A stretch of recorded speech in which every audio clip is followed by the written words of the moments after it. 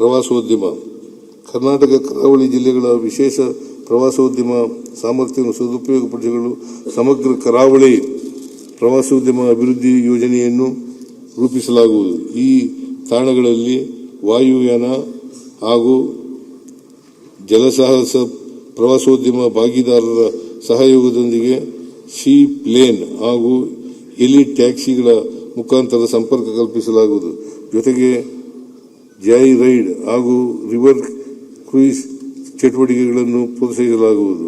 ನಮ್ಮ ರಾಜ್ಯಕ್ಕೆ ಆಗಮಿಸುವ ಎಲ್ಲ ಪ್ರವಾಸಿಗಳಿಗೆ ಸುಮಧುರ ಸಕಾರಾತ್ಮಕ ಅನುಭವವನ್ನು ನೀಡುವ ಸಲುವಾಗಿ ಟ್ಯಾಕ್ಸಿ ಚಾಲಕರು, ಆಟೋ ಚಾಲಕರು ಹಾಗೂ ಭದ್ರತಾ ಪೊಲೀಸ್ ಸಿಬ್ಬಂದಿಗಳಿಗೆ ಮೃದು ಕೌಶಲ್ಯ ತರಬೇತಿ ನೀಡುವುದರ ಮೂಲಕ ವೃತ್ತಿಪರತೆಯನ್ನು ವೃದ್ಧಿಗೊಳಿಸಲು 1 ಕೋಟಿ ರೂಗಳನ್ನು ಒದಗಿಸಲಾಗುವುದು. ಪ್ರವಾಸ ಮಾರ್ಗದರ್ಶಕರಿಗೆ ಆಯ್ದ ವಿಶ್ವವಿದ್ಯಾಲಯಗಳಲ್ಲಿ ಕೌಶಲ್ಯ ತರಬೇತಿ ನೀಡಲು ಡಿಪ್ಲೊಮಾ ಕೋರ್ಸ್ಗಳನ್ನು ಪ್ರಾರಂಭಿಸಲಾಗುವುದು. ಪ್ರಮುಖ ಪ್ರವಾಸಿ ತಾಣವಾದ ಗದಗ, ಕಪ್ಪತಗುಡ್ಡ, ಲಕ್ಕುಂಡಿ ಪ್ರವಾಸೋದ್ಯಮ ಸರ್ಕ್ಯೂಟ್ಗಳನ್ನು ಅಭಿವೃದ್ಧಿಪಡಿಸಲಾಗುವುದು.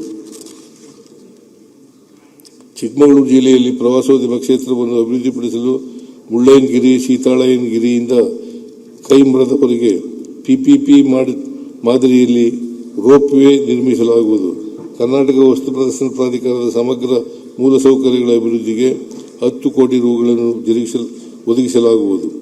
ರಾಜ್ಯದ ಸುರಕ್ಷಿತ 844 ಸ್ಮಾರಕಗಳ ಹಾಗೂ 1,000 ಅಸುರಕ್ಷಿತ ಸ್ಮಾರಕಗಳ ರಕ್ಷಣೆ ಮಾಡುವ ಹಿತದೃಷ್ಟಿಯಿಂದ 1,000 ಸ್ಮಾರಕ ಮಿತ್ರರನ್ನು ಗುರುತಿಸಿ ತರಬೇತಿ ನೀಡಲಾಗುವುದು.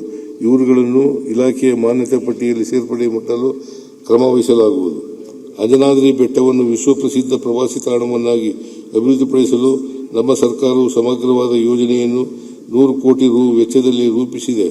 ಭಾರತ ಸರ್ಕಾರದಿಂದ ಅರಣ್ಯ ಮತ್ತು ಪರಿಸರ ತೀರುವಳಿ ಹಾಗೂ ಯುನೆಸ್ಕೋ ಸಹಮತಿ ಪಡೆದು ಕಾಮಗಾರಿಗಳನ್ನು ಆದ್ಯತೆಯ ಮೇರೆಗೆ ಪೂರ್ಣಗೊಳಿಸಲಾಗುವುದು.